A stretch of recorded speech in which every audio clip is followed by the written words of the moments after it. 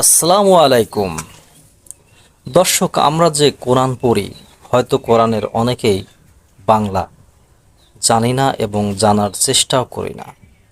তবে কিছুক্ষণের মধ্যে চলেন আমরা কয়েকটি সূরার বাংলা নাম শুনে আসি।